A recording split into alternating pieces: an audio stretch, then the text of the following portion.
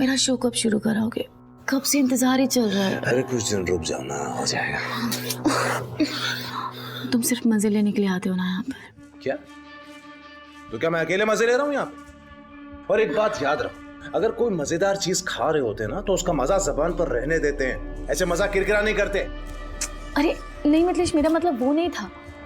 मैं सिर्फ इतना कह रही थी कि तुम ट्राई भी नहीं कर रहे हो और मैंने तुम्हारी हर ख्वाहिश पूरी की है ना। अरे छोड़ो यार, universe fault my Mithilesh, it's half done. मेरी बात तो सुनो मिथिलेश।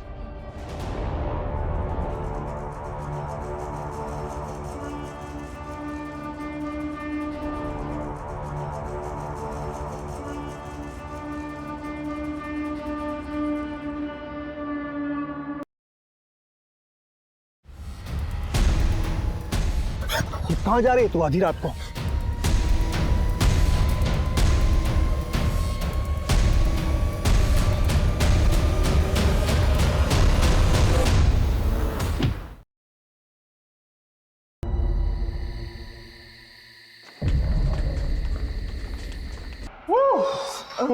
सर ये कल की न्यूज़ की अपडेट आ गई। आप एक बार बहुत देख काम हो लीजिए गया यार, घर जाओ। No one disturbs me tonight, okay? No disturbing. Read this. अरे तुम्हें तो अपनी किस्मत पे नाज करना चाहिए कि मिथिलेश कुमार तुम्हारा पति है। Damn it. पति का मतलब समझते हो मिथिलेश? सिर्फ नाम के पति हो तुम। और यही नाम तुम्हारी पहचान है। You remember that.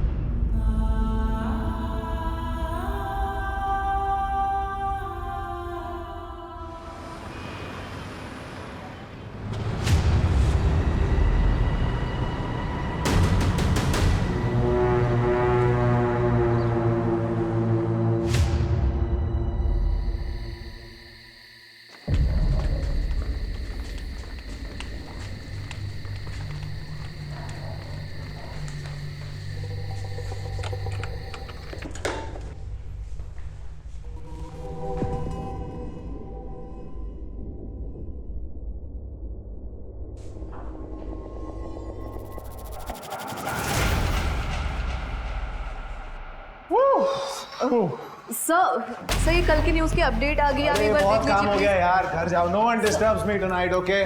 No disturbing. Read this. Come.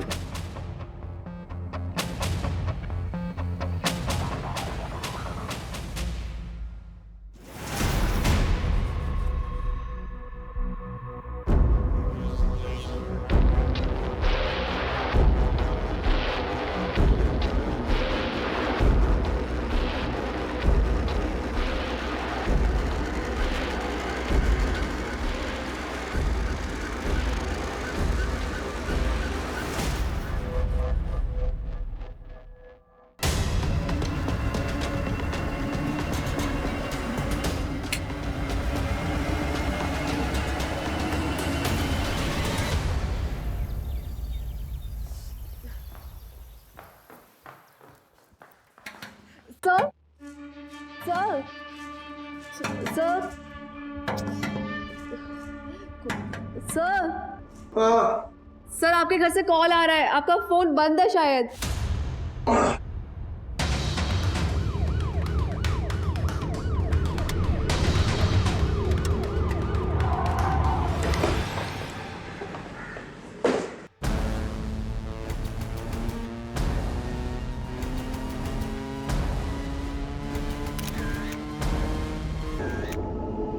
Sir मैं रोज सुबह आती हूँ, आज भी आई थी, लेकिन दरवाज़ा खुला हुआ था।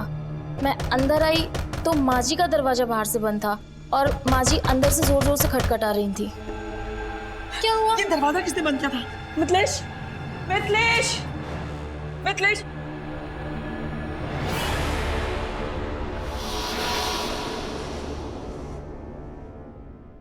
घर की डुप्लीकेट चाबी है ना तुम्हारे पास? हाँ सर, लेकिन उसकी ज़रूरत नहीं पड़ी ना, दरवाज़ा पहले से खुला हुआ था। घर में इतना कुछ हो गया और मुझे पता ही नहीं चला। जब सुबह में मेरी आंख खुली तो दरवाज़ा बाहर से बंद था। मैंने अपनी बहू को फ़ोन किया लेकिन उसका मोबाइल स्विच ऑफ था। फिर मैंने मिथिलेश को फ़ोन किया, उसका भी मोबाइल बंद था। फिर मैंने ऑफिस के लैंडलाइन पे पापा बोल जो बोले बेबी, देखो पापा आ गए ना, अभी ठीक हो जाएगा, रोते नहीं हाँ। चल कम गुड कर। आपके घर में इतना बड़ा हादसा हो गया और आप कहाँ थे रात भर? आपका मोबाइल भी बंद था। मेरे शो की शूट चल रही थी, वो जनता जानती है, मैं चैनल में था। रात भर शूट चल रही थी? देखिए सर, हाय मिथिलेश, मैं जानता हूँ आपके लिए बहुत दुख की घड़ी है, लेकिन एज यू नो हम पुलिस वालों को हमारा काम करना पड़ता है। जी हाँ सर, आपके ऑफिसर वही काम कर रहे थे। And to answer your question, जी हाँ सर, मेरी शूटिंग रात भर चल रही थी। मैं कोई सरकारी कर्मचारी नहीं हूँ या कोई 10 से 6 तक काम करने वाला आदमी नहीं। I am from media, that two news. हम 24/7 काम करते हैं। मेरी पत्नी भी मेरे ही मीडिया हाउस में काम करती थी, इनफैक्ट वो वहां रिपोर्टर थी। नहीं, ये हम सब जानते हैं। अशोक, प्राइम ऑफिसर क्या लगता है? सर लूटपाट का मामला लगता है। उन लोगों ने इनकी मम्मी जी के कमरे के दरवाजे को बाहर से बंद किया था। इसका मतलब वो लोग जानते थे कि गहने, जेवर, पैसा और बाकी चीजें दीपिका के कमरे में ही। कोई फोर्स एंट्री भी नहीं है, तो किसी जानने वाले का हाथ भी हो सकता है। अच्छा, कौन हो सकता है? वो तो आप ही सोच के बताइए, आपको किस पे शक है? How would I know? ये तो आपकी स्टेटमेंट है। देखिए, जहां तक मैं जानता हूं, मेरे साथ काम करने वाला हर आदमी भरोसे के लायक है। विमला जी, आपने कोई आहट तक नहीं सुनी? जी नहीं सर। देखिए, आप में से किसी को भी मेरी कोई भी मदद की जरूरत हो तो मेरा नंबर ले लीजिए, लेकिन एक बात याद रखिएगा, किसी पर भी उंगली उठाने से पहले be very sure. Sir, if I may please. Yes sir, sure, you must. पर एक मिनट जी, आपके कमरे में जो भी सामान मिसिंग है, गहने या कैश, उसकी डिटेल लिस्ट बना के हमें दे जाइए। श्योर।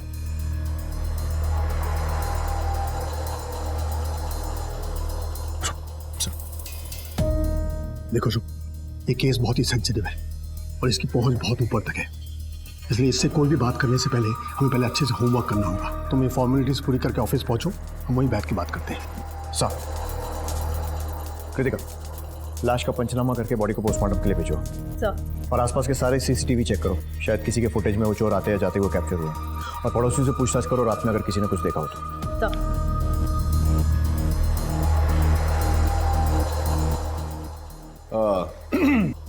सर, ये मिसिंग चीजों की लिस्ट। डीआईजी साहब चलेंगे क्या? जी हाँ। नोएडा, जो कि एक मीडिया हब माना जाता है, वहां के एक नामी गिरामी न्यूज चैनल सतर्क न्यूज की जर्नलिस्ट और TV news anchor Mithilesh Kumar की पत्नी दीपिका की उनके ही घर में हत्या कर दी गई थी। पुलिस ने पहले से ही कमर कस ली थी। मामला मीडिया से रिलेटेड हस्तियों का होने के कारण पुलिस पर अलग अलग संस्थाओं से भी दबाव आ रहे थे।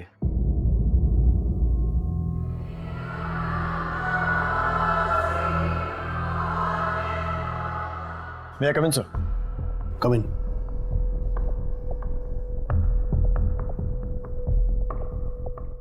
सर, ये मिथिलेश की केस फाइल। सर, उसने चोरी हुए सामान की लिस्ट दे दी है। सीसीटीवी में कोई आता जाता नजर आया था? नहीं सर, बंगले का सीसीटीवी सिस्टम 1 महीने से बंद पड़ा है, लेकिन एक टीम आसपास और मोहल्ले को खंगाल रही है, पर अब तक कोई सक्सेस नहीं मिली है। अपने वांटेड क्रिमिनल्स की लिस्ट निकालो और चेक करो कि उनमें से कोई उस वक्त वहां था या नहीं। सर, सारे ज्वेलर्स और सेकेंड हैंड माल बेचने और खरीदने वाले, इनको अलर्ट कर दो। अपने खबरियों को भी काम पर लगा दो। सर। सर, ये दीपिका की पोस्टमार्टम रिपोर्ट। उसके शरीर पर 18 बार वार किया गया। 18? लगता है कातिल कोई चांस नहीं लेना चाहता था कि दीपिका बच जाए, लेकिन क्यों? सर, हो सकता है दीपिका ने उसका चेहरा देख लिया होगा। कृतिका, ऐसा लगता नहीं है, क्योंकि विमला ने ना तो कोई आहट सुनी थी और ना ही कोई आवाज सुनी थी, और उन लोगों ने विमला के रूम का दरवाजा बाहर से बंद कर दिया था। जब सुबह में मेरी आंख खुली तो दरवाजा बाहर से बंद था। अगर वो लोग लूट के इरादे से आए थे तो विमला को भी लूटते, उसे क्यों छोड़ा? मुझे लग रहा है कि हमें दिखाया कुछ और जा रहा है और असली फिल्म कुछ और ही है। तो फिर अब हमें क्या करना चाहिए सर? दीपिका की सारी डिटेल्स निकालो, उसके मोबाइल रिकॉर्ड्स टटोलो। दीपिका एक रिपोर्टर थी तो पता करो हाल फिलहाल में कौन से असाइनमेंट्स पर काम कर रही थी। उसकी पर्सनल और प्रोफेशनल दोनों जिंदगियां खंगालो। घर, ऑफिस, आसपास जहां से जो भी इंफॉर्मेशन मिलती है लेकर आओ। सर। पुलिस ने मामले की संजीदगी को समझते हुए तुरंत ही एक टीम का गठन किया और तहकीकात शुरू कर दी।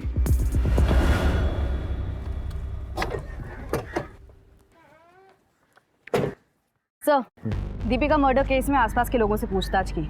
शांति का पति चरण मर्डर वाले दिन से गायब। फिर हमने शांति से पूछताछ की। ये तो हम नहीं जानते मैडम कि अभी वो कहाँ है। कभी किसी कोयले की खदान पे काम करते हैं तो कभी किसी साइट पे। कब से गया है वो यहाँ से? अभी परसों ही गए हैं। पर दीपिका दीदी से उनका क्या लेना देना हो सकता है? मैडम हम गरीब लोग हैं, बस पेट भरने की फिराक में ही उलझे रहते हैं। चरण अक्सर काम के सिलसिले में कई दिनों तक घर से गायब रहता है, लेकिन उसने कभी दीपिका के लिए काम नहीं किया, तो उसका गायब होना महज इत्तेफाक भी हो सकता है। कृतिका, ये बात भी ध्यान रखनी चाहिए कि घर की एक डुप्लीकेट चाबी शांति के पास भी थी। इस चरण की डिटेल्स निकलो, फोन लोकेशन भी ट्रैक करो, पता करो कि वारदात की रात को ये कहाँ पे था, और शांति पर भी नजर रखो। सरिता जी, क्या दीपिका की लाइफ में कोई प्रॉब्लम थी? क्या बताऊं मैं। दीपिका की सास विमला ने दीपिका पे पोते के लिए दबाव बनाया हुआ था। दीपिका टूट गई थी। ना मुझसे ढंग से बात करते हैं, ना मेरे साथ कोई संबंध रखा हुआ है। तुम ही बताओ ना माँ, कहाँ से पोता दूं मम्मी जी को? खुद को कितना लकी समझती थी मैं। साथ में काम शुरू किया था, प्यार हुआ, लव मैरिज हुई थी, लेकिन वक्त के साथ सब बदल गया। शादी के समय से ही दीपिका विमला को पसंद नहीं थी, और आजकल में तो उसने उसका जीना मुश्किल ही कर दिया था। हाँ सुनाते थे, पोता चाहिए था हमें, और बहू से नहीं कहेंगे तो किससे कहेंगे? लेकिन इसका मतलब ये तो नहीं कि हमने उसकी जान ले ली। और वैसे भी वो लड़की मुझे बिल्कुल पसंद नहीं थी। पता नहीं मेरे बेटे को उस लड़की में क्या दिखा जो उसे ब्याह कर यहाँ ले आया। सर, चरण का फोन तो स्विच ऑफ आ रहा है। उसकी लास्ट लोकेशन नोएडा थी। एक टीम बनाकर उसके गांव नाथुपुर यूपी भेज दी।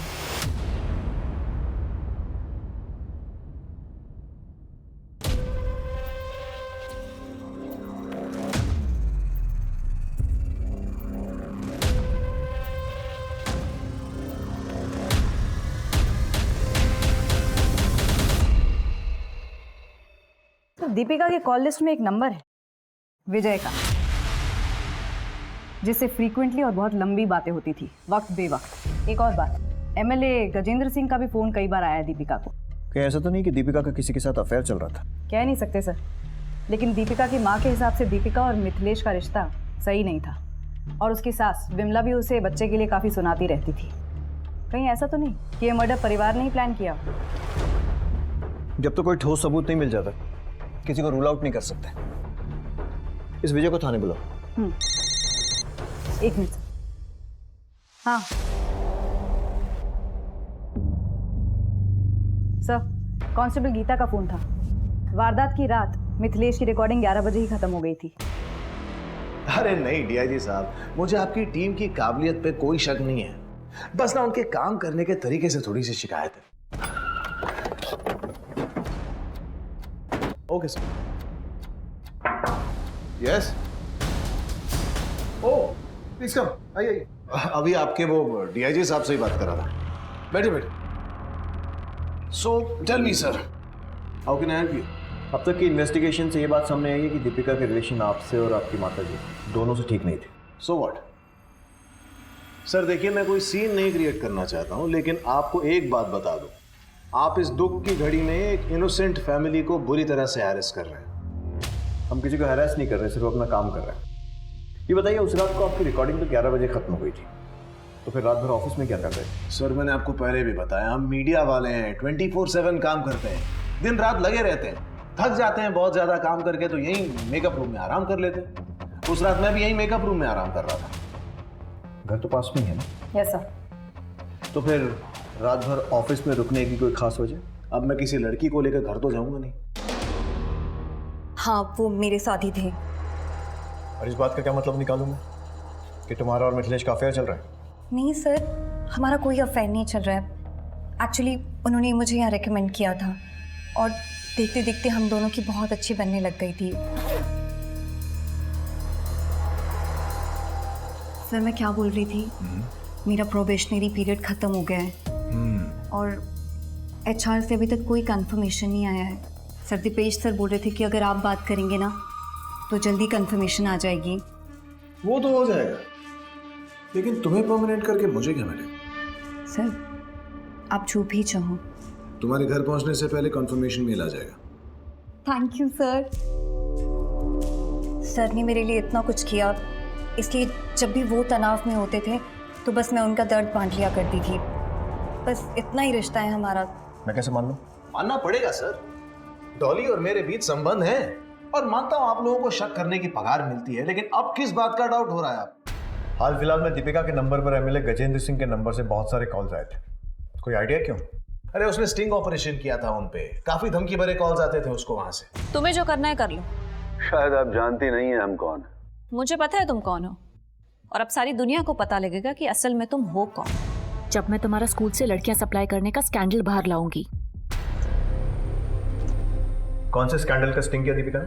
लड़कियां सप्लाई करने के स्कैंडल का। पर ऐसी कोई रिपोर्ट पब्लिक में तो आई नहीं। यही तो हमारे देश की विडंबना है मैम। हम लोग जी जान लगा देते हैं सच को बाहर निकालने के लिए, और कुछ लोग उसी सच को छुपाने के लिए। हम कुछ नहीं जानते महोदय। अब आप हमारे ही आदमियों को टारगेट करोगे तो कैसे चलेगा? वैसे आप फिक्र मत करो, हमने मिठाई बढ़वा दी है, अब तो कड़वाहट दूर कर दो। भाई हमारा नाम सुर्खियों में आना चाहिए, लेकिन तारीफ के लिए। और हाँ, अपनी उस सरफरी लड़की को भी समझा देना। उस स्टिंग ऑपरेशन का फुटेज किसके पास है? अब देखिए, दीपिका और उनकी क्या डीलिंग हुई है मैं नहीं जानता, लेकिन वो फुटेज इस चैनल तक नहीं पहुंचे। That's all I know. Now if you excuse me, I have a meeting in Delhi, so I better rush. Thanks. और हाँ, चाय कॉफी जरूर पी कर जाइएगा। Excuse me. Thank you. अरे हम क्यों मरवाएंगे सर? हमें राजनीति करनी, और ऐसे काम करके हम खुद पे कीचड़ उछलवाएंगे? बताइए। और ये मीडिया वालों को नहीं जानते, ये तो बेमतलब किसी को भी किसी भी मामले में घसीट लेते हैं। गजेंद्र सिंह जी, दीपिका का मर्डर हुआ है।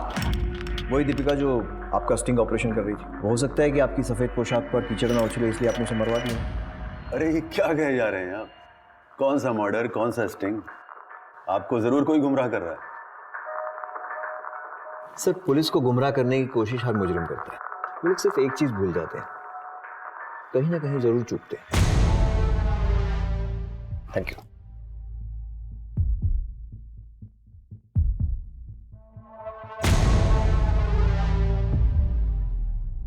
अगर वाकई में कोई स्टिंग ऑपरेशन हुआ है तो इस एमएलए ने दीपिका को खरीदने की कोशिश जरूर की होगी।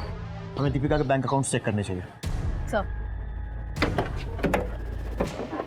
दीपिका सच को बेनकाब करने में लगी हुई थी। वो समाज के लिए कुछ करना चाहती थी। उसने पहले भी ये जिम्मेदारियां निभाई थी। क्या दीपिका इसी का कोई खामियाजा भुगत रही थी, या फिर इस निर्मम हत्या के पीछे का राज कुछ और ही था? गजेंद्र सिंह जैसे मोटे खाल का आदमी ये कभी नहीं कबूल करेगा कि उसने कुछ किया है। जी सर, हम लोग मिथिलेश पर भी नजर रखे हुए हैं। बड़ा अजीब केस है। ना पत्नी की मौत का गम है, ना उसकी कमी खल रही है। मिथिलेश की माँ और दीपिका के बीच में भी बेटा पैदा करने को लेकर अनबन होती रहती थी।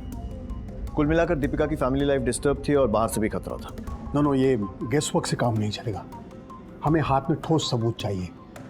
अगर तुम्हें शक है तो मिथिलेश के ऑफिस की सीसीटीवी फुटेज चेक करो। सर,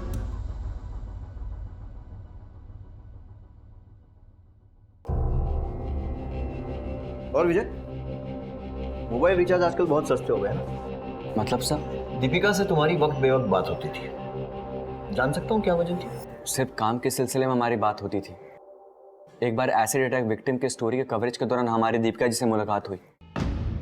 उस वक्त उन्होंने हमारी काफ़ी मदद की थी। तब से हमारी अच्छी दोस्ती हो गई, पर हमारा कोई अफेयर नहीं था सर।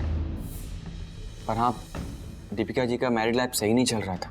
मिथिलेश आजकल मेरे साथ बहुत ही वियर्ड बिहेव करता है विजय। उसे ना घर आने की जल्दी होती है, ना कोई ज़रूरत, और अगर आ भी जाता है तो दो बातें भी नहीं करता है मेरे साथ ढंग से। ऑफिस में हम दोनों साथ रहते हैं, लेकिन वो मेरे लिए समय नहीं निकलता है विजय। मेरे फोन कॉल्स भी नहीं उठाता है। ऊपर से मेरी सास, वो दूसरे बच्चे की रट लगा कर रखे हुए हैं। वो जिया के लिए भी वक्त नहीं निकालता है विजय। मुझे लगता है ना उस पर सक्सेस का नशा चढ़ गया है। मैं क्या करूं विजय? दीपिका जी, सब ठीक हो जाएगा, आप बिल्कुल टेंशन ना लें। एमएलए गजेंद्र सिंह के खिलाफ किसी स्टिंग ऑपरेशन के बारे में कोई बात की थी दीपिका ने कभी? नहीं सर, पर हाँ, हाल फिलहाल में एक 12 साल के बच्चे को न्याय दिलाने की भरपूर कोशिश कर रही थी। उसके बलात्कार की खबर हमें गांव के एक रिपोर्टर से मिली थी। देखो माला, तुम ऐसे चुप रहोगी तो कैसे काम चलेगा? माला, तुम्हें घबराने की जरूरत नहीं है। तुम मुझे सब सच बता सकती हो।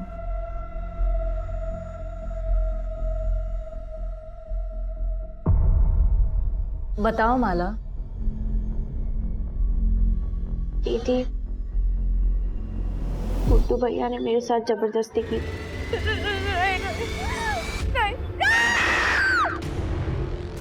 पर मेरी बात मानने को कोई तैयार ही नहीं। इतना बड़ा हादसा हो गया आपकी नाबालिग पोती के साथ और आप लोग हाथ में हाथ धरे बैठे हुए हैं। एक बार कंप्लेंट लिखा दो, फिर मैं भी देखती हूँ गुड्डू को सजा कैसे नहीं होती है। मैडम जी, आप गुड्डू के बारे में जानती हैं ना, उसके ऊपर विधायक जी का हाथ है। आपका क्या, आप दोनों उकसा के चली जाओगी। उसके बाद, अरे उसके बाद हमको इसी गांव में रहना, इसी बिरादरी के साथ। हम इस पचड़े में नहीं पड़ना चाहते, हमें माफ कर दो बस। मेरी बात तो आप जाइए यहाँ से। सर, दीपिका जी ने उन्हें समझाने की बहुत कोशिश की थी ताकि वो कंप्लेन करें और हम उनकी हेल्प कर सकें, उन्हें न्याय दिला सकें, पर वो नहीं माने।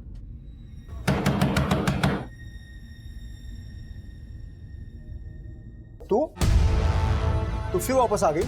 हाँ, तू ऐसे नहीं मानेगी। रुक, बताता हूँ। आखिरी बार चेतावनी दे रहे हैं, दोबारा इस गांव में दिखाई दी ना तो जान से जाएगी। ठीक है, मैं चली जाऊंगी और दोबारा कभी नहीं आऊंगी। मुझे बस एक बार माला से मिलना है, बस। नहीं, ये नहीं हो सकता। ठीक है, तो तुम भी इस गलतफहमी में मत रहना कि तुम बच जाओगे। धमकी दे रही है मुझे? हाँ, जाती है, काट दो तुझे मैं। बाबूजी, बाबूजी आप अंदर जाइए। मैं बात कर रहा हूँ ना। नहीं, हम बात कर रहे हैं। मैं बात कर रहा हूँ, तुम क्या बात कर रही? बाबूजी। अरे तुम। दीपिका गुड्डू को एक नाबालिग लड़की के रेप के जुर्म में सजा दिलवाना चाहती थी। कहीं ऐसा तो नहीं है कि गुड्डू ने ही बचने के लिए दीपिका को मार दिया हो? या फिर समाज और बिरादरी के डर से जगताब ने ही कोई खेल खेला? अब इस बात का खुलासा तो माला ही कर सकती है। माला से पूछताछ करो और विजय पर भी नजर रखो। सब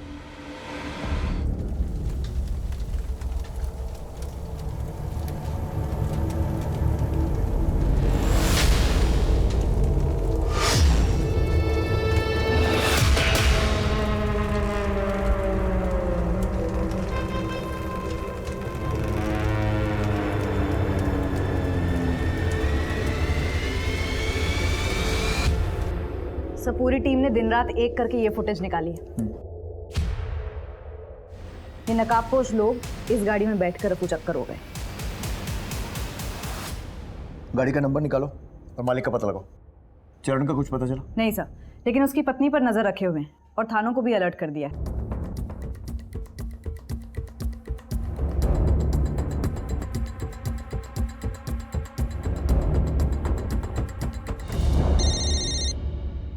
हाँ बोल। ओके सर, मिथिलेश के ऑफिस में एक लड़की है जानवी। इन दिनों मिथिलेश उस पर बड़ा मेहरबान है, जबकि कुछ दिन पहले उसकी बेइज्जती की थी। वेलकम फ्रेंड्स, मैं आपकी होस्ट जानवी शर्मा आपके सामने हूँ मेरे अपने show news on the run with Janhvi. जिस शो का कॉन्सेप्ट नोट तुम्हारे चेहरे पर फेंका गया था, अब वही शो तुम होस्ट कर रही हो। News on the run with Janhvi, ये यूनिक कॉन्सेप्ट लोग जरूर देखना पसंद करेंगे। आपको मेरा आइडिया कैसा लगा सर? यूनिक कॉन्सेप्ट है ये। हाँ, इट्स अ आइडिया। स्टैटिस्टिक्स देखी है तुमने? तुम्हें क्या लगता है मैं तुम्हारी सिफारिश करूंगा और ऊपर बैठे लोग खुशी खुशी तुम्हें ये शो होस्ट करने देंगे? You're dreaming. Get a life. Sir, मुझे किसी भी कीमत पे प्रमोशन चाहिए था। मेरा खुद का शो होस्ट करने का ऑनर चाहिए था, लेकिन वो मिथिलेश कुछ कर ही नहीं रहा था। बस इसी वजह से हम दोनों के बीच में झगड़े होने लगे। और जब इस रिलेशन और झगड़ों के बारे में दीपिका को पता चला तो उसे मार दिया या फिर मरवा दिया, राइट? नहीं सर, ऐसा नहीं है। इनफैक्ट मैंने खुद इसके बारे में दीपिका को बताया था। मैं बस इतना कह रही हूँ कि आपके हस्बैंड आपके साथ लॉयल नहीं है। मैं जानती हूँ, और इतना भी जानती हूँ कि जब तक तुम जैसी लड़कियाँ कामयाबी के लिए समझौता करने के लिए रेडी है ना, तब तक कोई भी हस्बैंड लॉयल हो ही नहीं सकता। वैसे भी दिन भर वो जहाँ पर भी रहे, रात को तो आएगा मेरे पास ही। इतनी लॉयल्टी काफी है मेरे लिए जानवी, तुम जा सकती हो। और उसके बाद मैंने चैनल छोड़ दिया, लेकिन उस मिथिलेश ने अपने कनेक्शन की वजह से मुझे कहीं काम ही मिलने नहीं दिया। थक कर मुझे उसके पास वापस आना पड़ा। दुनिया बहुत छोटी है जान, और गोल भी।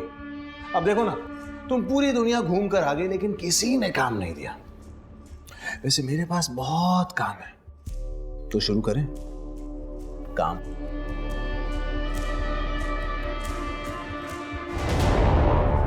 तुम्हारा चैनल छोड़कर जाना और फिर दीपिका की मौत के बाद वापस आ जाना, कहानी में यही एक ट्विस्ट है।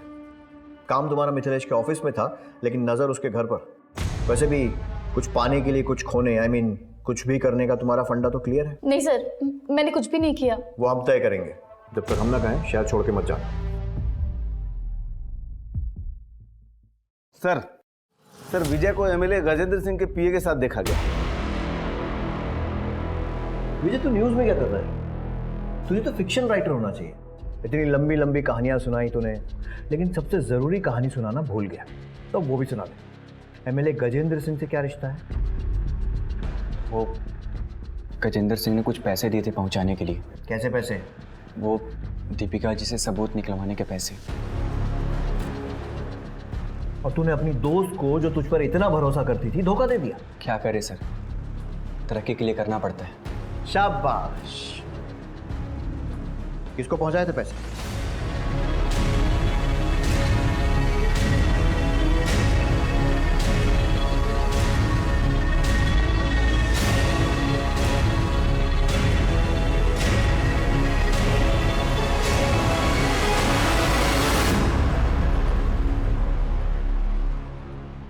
देखिए सर, ये बात छिपी नहीं है।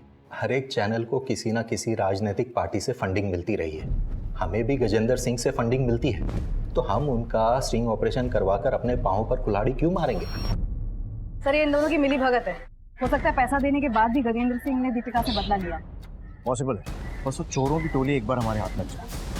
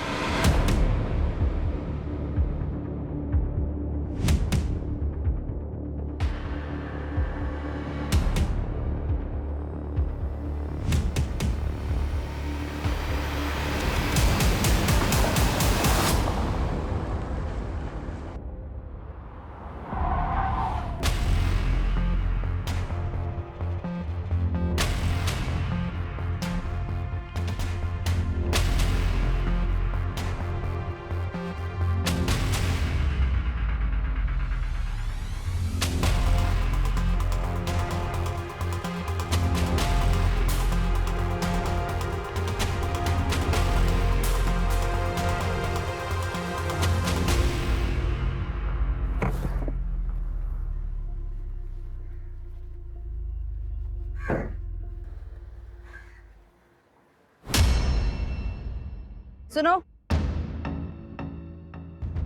नाम क्या है तुम्हारा? और ये मिथिलेश को कैसे जानती हो? आप कौन है? पुलिस। अपना आईडी दिखाओ।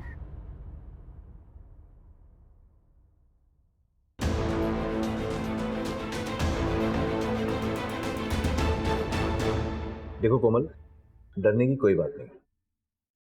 तुम्हारा बयान हमारे केस के लिए बहुत जरूरी है। मिथिलेश की वाइफ दीपिका का मर्डर हो गया है, इसलिए बिना डर बिना झिझक जो कुछ भी मैंने पूछा है बताओ। सर, वो मिथिलेश सर जब भी मुझसे मिलने आते मेरे लिए कीमती गिफ्ट्स लाते थे। मुझे भी अच्छा लगता था, लेकिन एक बार दीपिका मैम ने मुझे और मिथिलेश सर को साथ देख लिया था।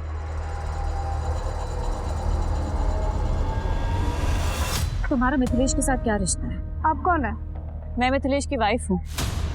जो तुम कर रही हो ना वो बहुत गलत है, और वो महज तुम जैसी लड़कियों को यूज करता है। What nonsense यार! तो क्या अब मैं किसी भी लड़की को हाथ लगाने से पहले उसका बर्थ सर्टिफिकेट देखूंगा? सर, आपको केस करना है तो कीजिए ना, जाइए कोर्ट में। एक बहुत बड़ी लीगल टीम पाल रखी है मैंने, वो देख लेंगे क्या करना है। एक बात बता दूं सर, आप ना बस यही घूम रहे हैं इधर इधर मेरे आसपास, और अपना और उससे बहुत ज्यादा इंपॉर्टेंट मेरा टाइम वेस्ट कर रहे हैं। अगर इतनी मेहनत आपने असली कातिल को ढूंढने में की होती ना, तो शायद आज वो बिहाइंड बार्स होता और शायद आपकी वर्दी बच जाती। क्योंकि आपका ये केस तो चलता रहेगा सर, लेकिन मैं बहुत जल्द आप पर मानहानि का केस ठोक कर रहूंगा। सर, कांस्टेबल हरीश से पता चला है कि गांव में कई दिनों से किसी ने भी माला को नहीं देखा है। इस जगदाप और गुड्डू दोनों को उठवाओ। सर। क्या? सुन, पुलिस को भनक लग गई, वो कभी भी आ सकती। एक काम करते हैं, कुछ दिनों के गुजरात चले चलते हैं।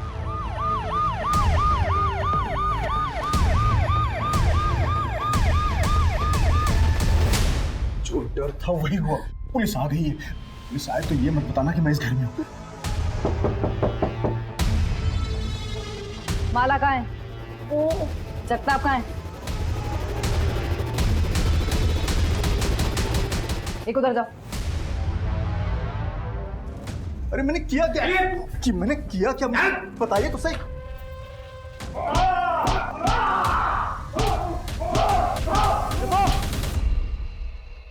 माला कहाँ है?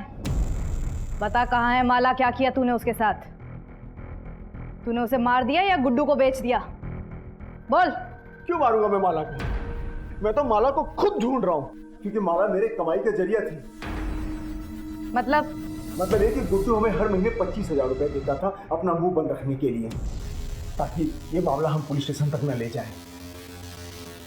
गुड्डू कहाँ है? मुझे क्या पता गुड्डू कहाँ है? तोड़ो इसे। बताता हूँ।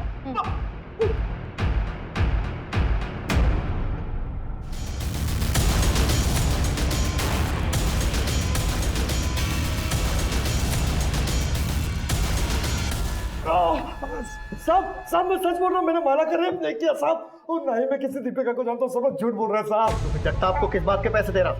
हाँ? और माला ने तेरा नाम क्यों लिया? सच सच बोल, नहीं तो ज़बान हलक में से निकाल लूंगा। बताता हूँ साहब, बताता हूँ। माला का रेप मैं नहीं किया था साहब। नहीं। माला कहाँ है ये जगता भी जानता है, मैं कुछ नहीं जानता सर।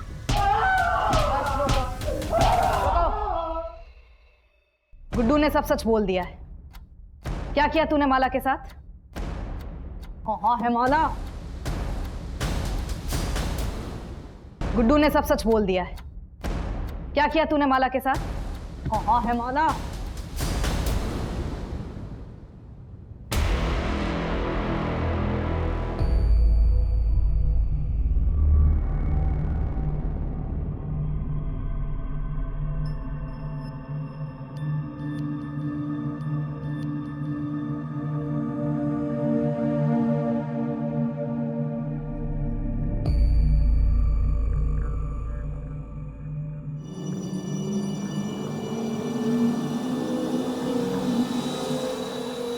कहाँ जा रही है तू आधी रात को? हाँ? मैं पुलिस स्टेशन जा रही हूँ, कंप्लेन लिखवा रहे हैं। दीपिका दीदी ने सही कहा था, गुड्डू भैया को सजा मिलनी चाहिए। पागल हो गई है तू? कंप्लेन लिखाएगी? पुलिस स्टेशन जा रही है? चल चल घर चल। नहीं मैं नहीं आऊंगी। मैंने कहा घर चल। मेरा हाथ छोड़ो। जिद न कर, तू घर चल। तू चल।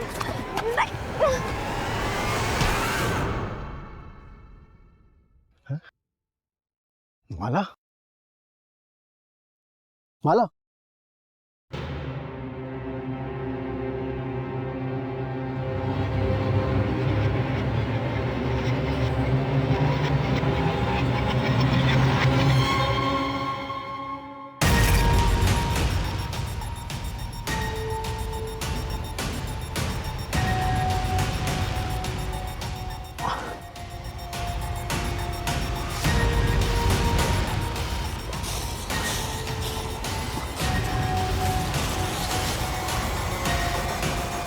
माला मर चुकी है, लेकिन उसे मारने का मेरा कोई इरादा नहीं था।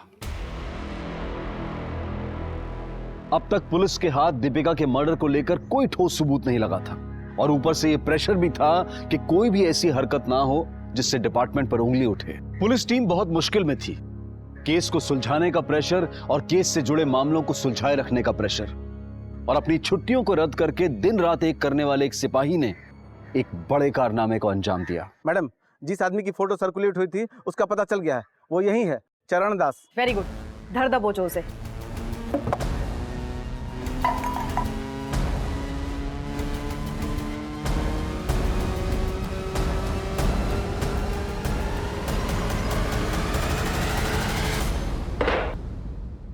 आपके चरण हमारे थाने में पड़े, हम तो धन्य हो गए। मैं कुछ नहीं जानता सर, मैं तो सिर्फ चोरी के इरादे से घर में घुसा था और चोरी करके बाहर निकल गया। वो मर्डर वर्डर मैंने नहीं किया सर। 2 लोग और थे ना तेरे साथ, नाम बताओ उनके।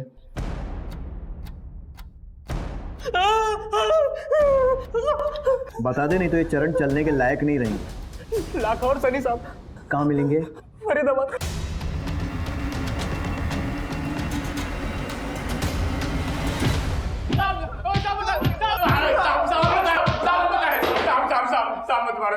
बताते साहब। साहब हम तो चोरी के इरादे से वहां गए थे साहब। चरण ने तो हमें ये भी नहीं बताया था हम किसके घर जा रहे हैं। तो फिर दीपिका को किसने मारा? साहब जब हम सामान लेके वापस जा रहे थे चरण दोबारा अंदर गया था। तुम लोग निकलो, मैं आता हूँ बाद में। जाओ, चल निकल। साहब बाद में पता चला मैडम जी की हत्या हो गई है। साहब हम दोनों ने कुछ भी नहीं किया, जो भी किया उस चरण ने किया होगा। साहब हम तो उसके आने से पहले सामान लेके वापस चले गए थे साहब। साहब हमें माफ कर दो, हमने कुछ नहीं किया साहब। चलिए चलिए।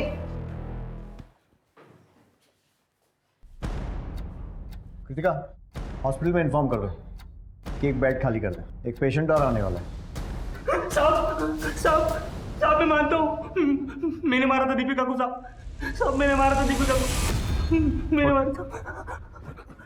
क्यों मारा? हाँ साहब वो चोरी का माल लेके हम लोग घर से जब निकल रहे थे तब मुझे शक हुआ कि मैडम ने शायद हमें देख लिया है और वो सोने का नाटक कर रही हो। तो साहब मैं फिर से गया चेक करने, तो मैडम उठी हुई थी साहब, तो फिर मारना पड़ा साहब। साहब मैं अपना जुर्म कबूल करता हूँ साहब, मैंने मारा दीपिका को साहब। तूने मारा? हाँ साहब। ठीक है, मान लो। कितने बार किए थे बॉडी पे? वो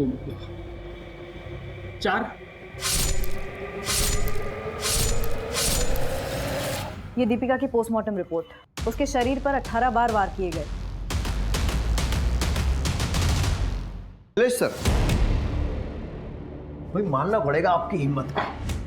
न्यूज के जैसे अपने जुर्मों की किताब खुद पढ़ेंगे या फिर हमारी हेल्प की जरूरत है? What do you mean? मतलब हमारी हेल्प।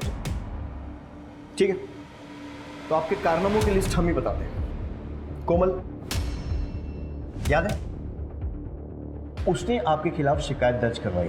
आपकी याददाश्त के लिए बता दूं कि उसके साथ सोते समय आपने उसका बर्थ सर्टिफिकेट चेक नहीं किया था। चेक कर लेना चाहिए था। एक अंडर एज नाबालिग लड़की के साथ फिजिकल रिलेशन बनाने के जुर्म में कम से कम 7 साल के अंदर तो जाएंगे आप। और अब सबसे ज़रूरी बात, 25 नवंबर की रात को 2 से 3 बजे के बीच, यानी 1 घंटा, अपना मोबाइल और अपनी गाड़ी ऑफिस में छोड़कर पीछे के रास्ते से पैदल कहाँ गए थे? मैं बता देता हूँ, अपने घर गए थे। 25 मिनट जाने के, 25 मिनट आने के, और बचे हुए 10 मिनट किसी की भी हत्या करने के लिए काफ़ी है। हमारी एक टीम पैदल चलकर तुम्हारे ऑफिस से तुम्हारे घर गई और वहाँ से वापस तुम्हारे ऑफिस आई 50 मिनट में। कैसा लगा हमारा होमवर्क? अरे क्या बकवास कर रहे हैं सर आप? बकवास नहीं, सबूत गवाह सब है हमारे पास। और तीसरी और सबसे अहम बात, चोरी के सामान की लिस्ट मंगाने पर लिस्ट 10 मिनट के अंदर हमारे पास आ गई। मिसिंग चीजों की लिस्ट। ऐसा कैसे पॉसिबल है कि बिना कहीं बैठे, बिना कहीं लिखे तूने लिस्ट बना दी? मतलब लिस्ट तेरे पास पहले से थी, है ना? घर का सीसीटीवी 1 महीने से बंद था और ऑफिस का सीसीटीवी सर्वर 6 बजे से। ये बता रहे हैं कि शाम 6 बजे से सुबह 9 बजे तक, यानी लगभग 15 घंटे के लिए ऑफिस का सीसीटीवी चल ही नहीं रहा था। प्लानिंग तो अच्छी थी, लेकिन तेरा ये जो मशहूर चेहरा है ना, इसी ने तुझे फंसा दिया। अरे मैडम, इनको कौन नहीं जानता है? ये तो मिथिलेश साहब हैं। ये साहब उस रात को 2 बजे के आसपास यहीं से गए थे और 3 सवा 3 बजे के आसपास वापस भी आ गए थे। लेकिन उस दिन अपनी कार से नहीं गए थे, पैदल ही गए थे। अरे क्या बात कर रहे हैं सर आप?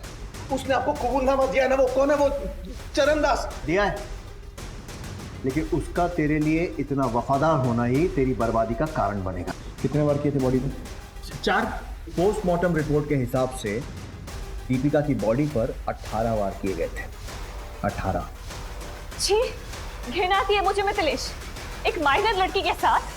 क्या तुम नहीं चाहते कि तुम इस सबसे फ्री हो जाओ और तुम्हारी जैसी और भी लड़कियां उसके चंगुल में ना फंसे? बस तुम जब भी नेक्स्ट टाइम उससे मिलो ना, तो इस पेन कैमरा में सब रिकॉर्ड कर लेना।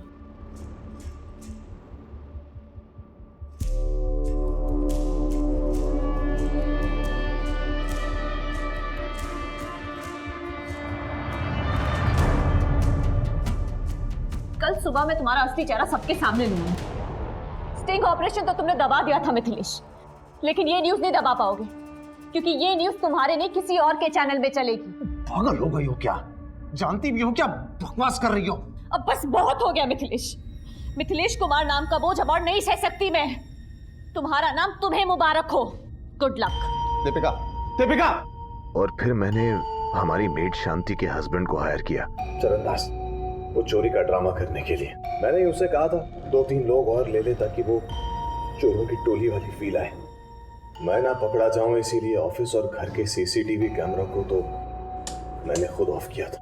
और सब प्लान के मुताबिक हुआ या नहीं ये देखने जब मैं अपने घर आया तब चल काम हो गया। साहब मैंने चोरी तो कर ली लेकिन दीपिका मैडम को नहीं मार पाया। क्या? बच्ची सोई साबुन के साथ, हमारा दिल नहीं मानता। वो कल सुबह उठ के बवाल मचाएगी, उसका क्या?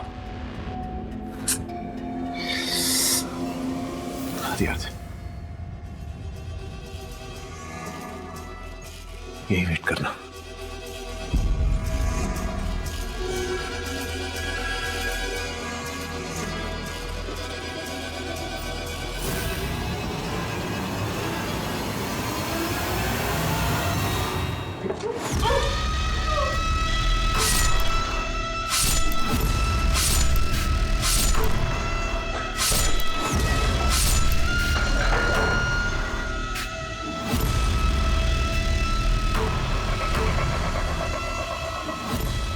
फिर मैंने शर्ट, चाकू और ग्लव्स चरण को ठिकाने लगाने के लिए दे दिया। अगर पकड़ा गया तो जुर्म कबूल कर लेना। याद रखना, इतने पैसे दूंगा कि 7 पुश्ते बैठ के खाएंगे बेटा, ठीक है ना? अगर रिलेशन पसंद नहीं था तो डाइवोर्स ले लेता। ये सब करने की क्या जरूरत? मैं मिथिलेश कुमार हूं सर, मिथिलेश कुमार। अगर डिवोर्स देता तो तगड़ी आलिमनी देनी पड़ती मुझे। मैं तो खुद चाह रहा था कि वो मुझे छोड़कर चली जाए लेकिन वो गई नहीं। और अब तू जाएगा जेल की सलाखों के पीछे। दीपिका के कत्ल की साजिश उसके अपने ही पति ने रची थी। मिथिलेश ने एक पराई स्त्री और अपनी बुरी आदतों के कारण उस लड़की को अपने रास्ते से हटा दिया जो कि ना सिर्फ उसकी एक पत्नी थी, एक मां थी, बल्कि एक होनहार पत्रकार थी जो खुद इस समाज को एक बेहतर जगह बनाना चाहती थी। अब मैं अनूप सोनी आपसे विदा लेता हूं। फिर मुलाकात होगी क्राइम पेट्रोल सतर्क के ब्लैक हेडलाइंस अध्याय में एक और नए केस के साथ। और याद रखें, क्राइम और आपके बीच में सिर्फ इतना फर्क है कि आप कितने सतर्क हैं। सतर्क रहें, सुरक्षित रहें।